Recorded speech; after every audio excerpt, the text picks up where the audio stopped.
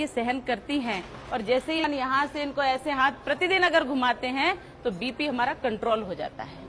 आपको मालूम है? गाय पे हाथ डालने से बीपी कंट्रोल? नहीं नहीं नहीं नहीं नहीं, गाय के इस पे ऐसे हाथ घुमाएंगे तो अपने को सुख अनुभव होगा, उन्हें भी सुख लगेगा। लेकिन जब ऐसे हाथ घुमाते हैं उन्हें थोड़ी सी तकलीफ होती है, लेकिन वो सहन करती हैं। पर जैसे हम इनके ऊपर ऐसे हाथ घुमाते हैं, उल्टे क्रम में हाथ घुमाते हैं, तो हमारा बीपी ठीक होता है। ये अमृत है, ये साइंटिफिक है। साइंटिफिक है कि हाँ, गाय पे ऐसे हाथ करने से बिल्कुल बीपी उल्टी ठीक तरफ ऐसे हाथ घुमाएंगे तो बीपी अपना ठीक हो जाता है। और गौशाला में सबसे अच्छी साधना होती है, तपस्या होती है। गलत कह रही हूँ क्या? गौमूत्र जो है, मैं कैंसर की पेशेंट, मैंने गौमूत्र से और पंचगव्य से बनी औषधियों से अपने को ठीक किया, अपना कैंसर ठीक किया है।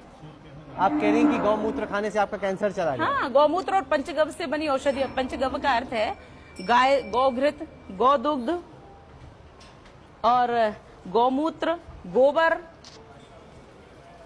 और दही, ऐसे 5 चीजों को मिलाकर के हम गौ पंचगव्य बनाते हैं।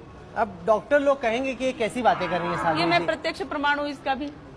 तो आप कहते हैं पूछिए, ऐसे थोड़ी होता है। कैंसर के आपका कैंसर गौमूत्र वगैरह खाने से पीने से ठीक हुआ?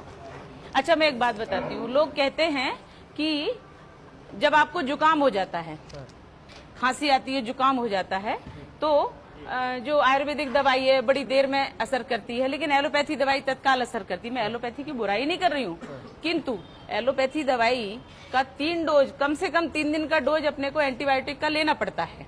लेकिन गौमूत्र जो है हाई एंटीबायोटिक है।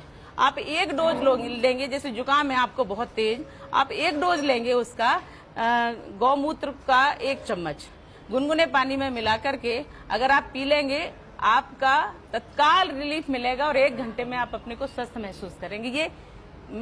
ये जो मेरे संग बच्चा है, ये संजय, इसको इतनी एलर्जी थी, इतनी छींक आती थी, बहुत परेशान था। मैंने कहा तुम इसका नियमित उपयोग करो। इसने 5-6 दिन पिया और ये स्वस्थ हो गया, और थोड़े रेगुलर किया तो अब ये परमानेंट ठीक है।